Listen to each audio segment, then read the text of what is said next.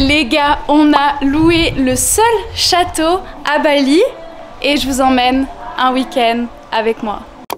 Bienvenue dans ma villa de vacances à Bali.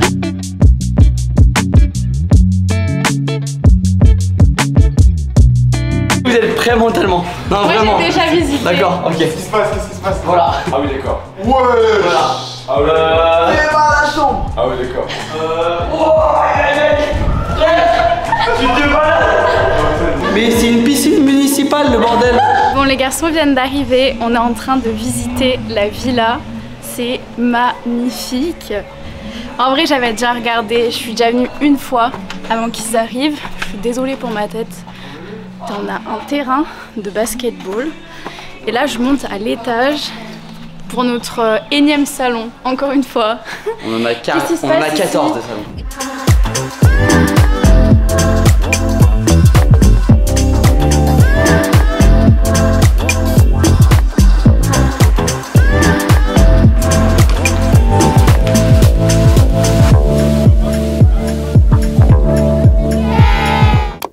Il y a un bateau dans la piscine.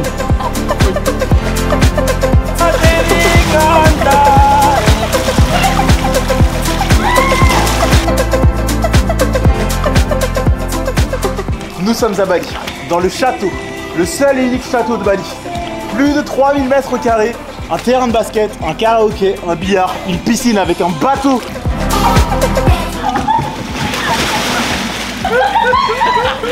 On va aller faire quoi, les garçons? Karaoké. Just the two of us.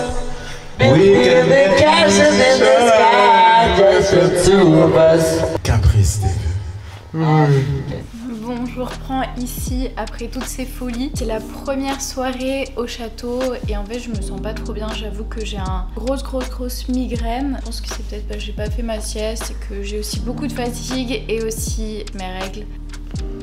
Je suis plus là. Du coup, je me suis posée devant Netflix et j'ai commandé un banana bread. Mais je pensais avoir une tranche. Je me suis dit, oh, c'est bien présenté. Regardez ce que j'ai reçu.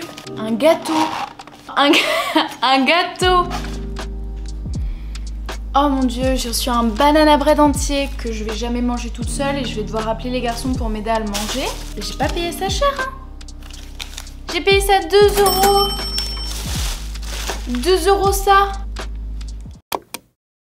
Ça y est, premier réveil ici, il est genre 9h30 passé. Autant vous dire que c'est complètement improbable parce que je me suis couchée à 22h30 hier soir. Si je me lève à cette heure-ci, c'est que j'avais du sommeil à rattraper. Surtout que ce soir, on va recevoir pas mal de monde. Je vais aller prendre mon petit déj et je vais aller chiller parce que ça, c'est vraiment un truc que j'essaie d'avoir en ce moment de plus en plus. C'est que le week-end, ce soit un break total. Le dimanche, c'est sûr, c'est un break où j'ai aucun rendez-vous. J'essaie de vraiment pas aller sur mon ordinateur. Le samedi, c'est un peu plus light. Peut-être que je vais checker mes messages aujourd'hui parce que on a deux, trois petits trucs à faire aujourd'hui. Mais globalement, c'est vraiment un truc que j'essaie de faire. C'est autant la semaine, je suis à fond, je bosse, mais le week-end, faire un break, il faut, c'est super important.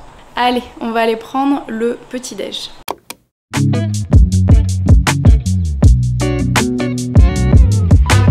On a déjà des entrepreneurs au charbon. J'ai l'impression qu'on a inversé les rôles. Moi, je viens de sortir du lit, hein.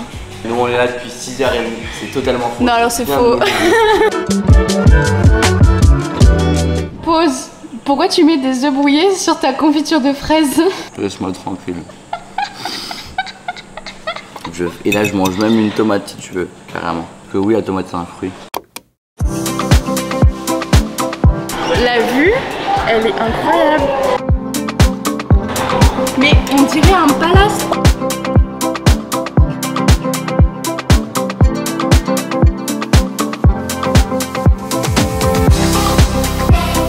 Mais je suis incroyablement choquée, cette adresse est incroyable.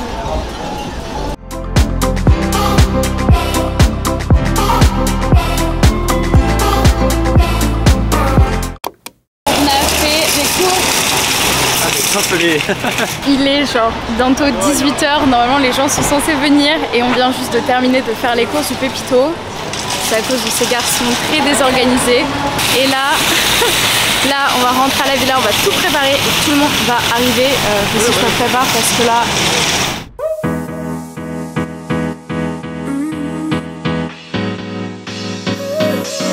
I'm the bartender tonight. We're pouring Sprite only.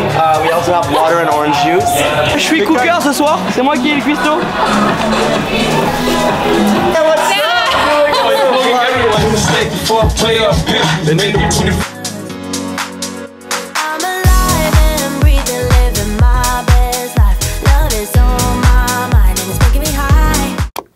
Bon, du coup, pour terminer cette vidéo, je me suis dit que j'allais proposer à Antoine de venir avec moi dans cette vidéo. Il va se présenter juste après. En fait, ce que j'aimerais vous apporter dans cette vidéo, c'est le fait de vous montrer l'importance du réseau, vous montrer l'importance des gens qui sont autour de vous, que ce soit dans le cadre personnel que dans le cadre professionnel. Surtout pour moi, je pense que c'est important d'avoir des personnes qui vous tirent toujours vers le haut et qui comprennent ce que vous faites. Et c'est vrai que quand on va un petit peu dans le milieu de l'entrepreneuriat, forcément, il y a toujours un petit décalage avec nos amis, entre guillemets, d'avant. Et en fait, ce que j'ai envie de vous montrer dans cette vidéo, c'est si vous arrivez en tant que digital nomade dans un nouveau pays, comment vous faire des amis, comment rencontrer des entrepreneurs. Exactement. Et du coup, on a monsieur Antoine qui est une personne très extravertie qui est avec nous aujourd'hui.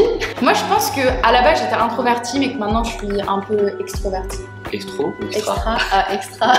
Hier à la soirée, on a eu des Dutch, des Suisses. Il y a des mecs du Danemark, d'Allemagne, de Californie.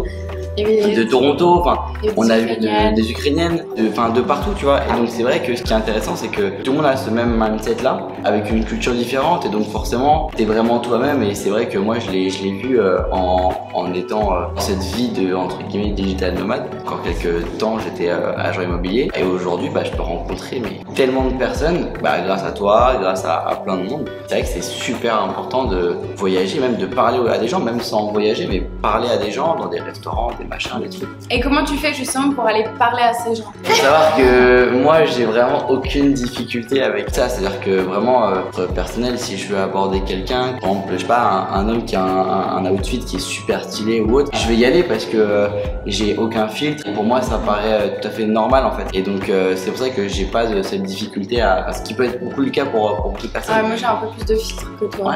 Ouais, mais après tu vois, ce qui est bien, c'est que tu te forces à vraiment essayer d'aller un petit peu plus loin là-dedans et tout. Au final t'es content de toi parce que en parlant à d'autres personnes, tu te dis ah ouais, mais si j'avais pas fait ça à l'époque, j'aurais pas rencontré cette personne qui m'aura fait rencontrer cette personne qui me serait, enfin, c'est le genre de choses, tu vois. Si je suis avec des gens, j'arrive pas à le faire, mais si je suis toute seule, je me dis il faut que je sorte de ma zone de confort et que je rencontre du monde.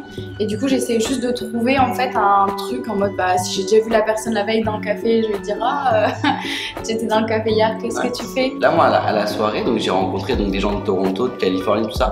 Et moi j'aimerais beaucoup aller en Californie. La personne en question m'a dit écoute, si tu vas en Californie, tu me préviens, tu m'envoies un message, peut-être qu'on pourra se croiser, peut-être que même je pourrais te donner des contacts et tout.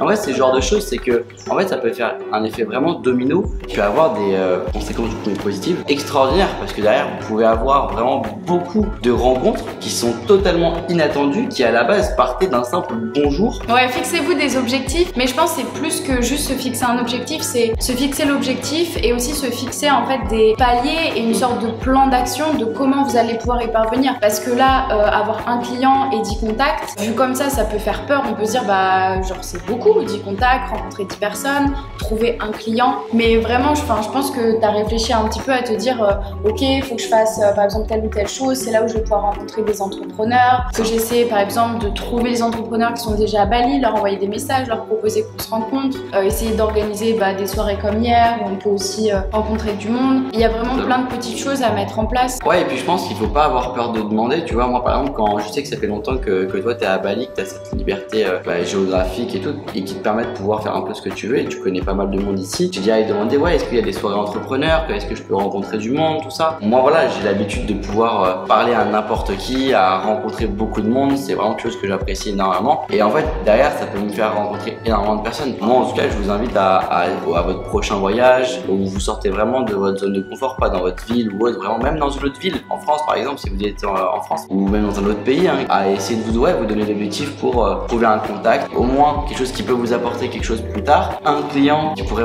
vraiment vous rapporter quelque chose, et en fait vous sortirez de votre zone de confort, et après en fait cette zone qui n'est pas cette zone de confort actuellement le sera en fait au final, parce que du coup au fur et à mesure de le faire, après ça sera un automatisme, et après vous le ferez mais naturellement. Je pense que je suis l'exemple de ça.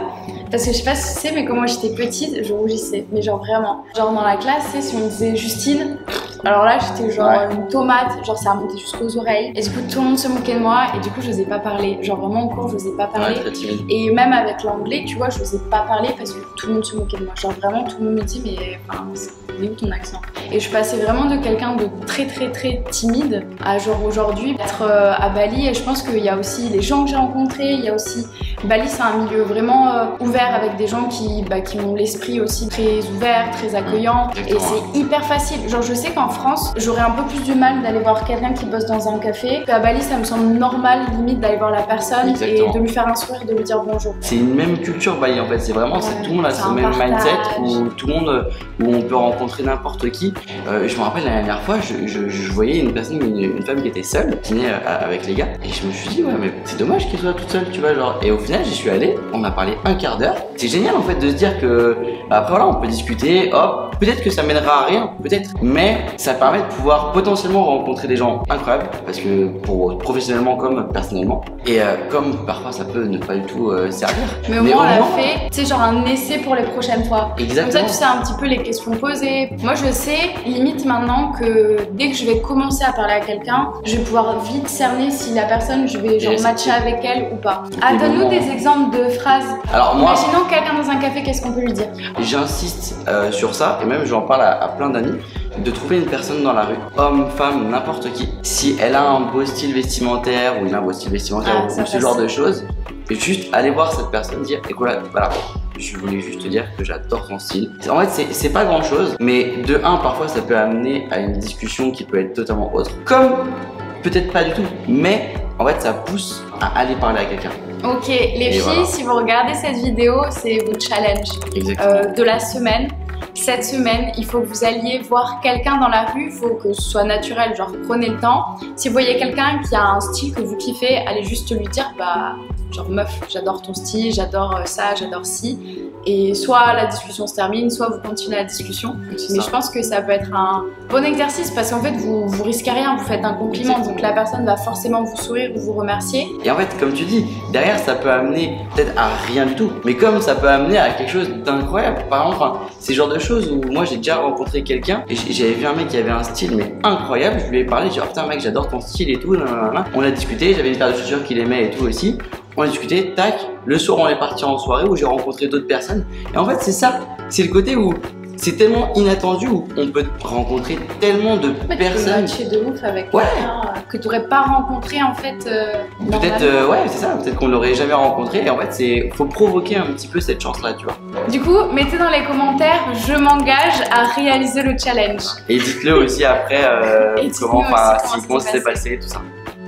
Est-ce que tu peux te présenter, s'il te plaît, Antoine? Alors, Antoine, j'ai 25 ans, je fais du closing. Je t'ai rencontré grâce à un ami commun qui est Manoa. À l'époque, je faisais de l'immobilier, j'ai fait 7 ans d'immobilier. C'est un métier que j'ai adoré, qui m'a passionné, mais ça devenait beaucoup trop compliqué mentalement et aussi physiquement. Je bossais 6 jours sur 7. J'avais plus de vie, qu'elle soit perso ni autre. Et en fait, un jour, j'ai un de mes meilleurs potes, donc Ethan, qui connaissait donc Manoa, grâce à un voyage à Bali qui lui a permis du coup de rencontrer beaucoup de personnes, qui m'a fait rencontrer Manoa, et en fait on a commencé à travailler ensemble et là ça doit faire 6-7 mois que je fais du closing et ça se passe super bien, j'adore ça. Ça fait un mois que je suis à Bali, c'était mon premier gros voyage. C'est vrai qu'aujourd'hui j'ai cette liberté de pouvoir travailler d'où je veux et c'est très satisfaisant, et en fait j'ai pas l'impression de travailler et j'ai pas l'impression d'être en vacances en fait. Même tu kiffes quand tu bosses, au final du coup tu t'en rends pas compte. C'est exactement ça. J'ai des obligations quand même avec des rendez-vous, que les gens prennent rendez-vous avec moi. Mais voilà quoi, en fait, j'aime ce que je fais. Et au final, je peux faire ce que je veux quand je veux et ça marche. Et puis voilà. Si toi aussi t'es salarié, que t'as un patron au-dessus de toi, que t'as pas forcément de liberté, que tu voudrais pouvoir voyager, nous retrouver à Bali, pouvoir avoir plus de temps pour ta famille, tes amis, je veux pouvoir t'aider à prendre ta liberté, ton indépendance et voyager tout en gagnant ta vie. Du coup, si ça t'intéresse, j'ai spécialement créé pour toi une masterclass gratuite de moins de 30 minutes. Je t'explique étape par étape comment je suis passée de étudiante à cumuler les jobs étudiants, pour vous dire j'ai même été salariée au McDonald's, j'ai livré des flyers, bref, à aujourd'hui la femme indépendante que je suis, qui me permet aujourd'hui d'avoir cette liberté que tu souhaites aussi avoir, et j'ai vraiment à cœur de pouvoir accompagner le maximum de femmes. Donc regarde le lien dans la description si tu veux visionner la masterclass. Bah, je pense que c'est la fin de cette vidéo. On remercie Juan pour ses belles paroles. Et n'oubliez pas le petit challenge parce qu'on compte sur vous. Il va vérifier. Ouais, vraiment, je vais vérifier et je vais tout répondre pour vraiment savoir si tout a été bien fait. Si vous avez liké cette vidéo, n'hésitez pas à mettre un pouce bleu. N'hésitez pas aussi à vous abonner à ma chaîne. Et on se retrouve la semaine prochaine pour une nouvelle vidéo.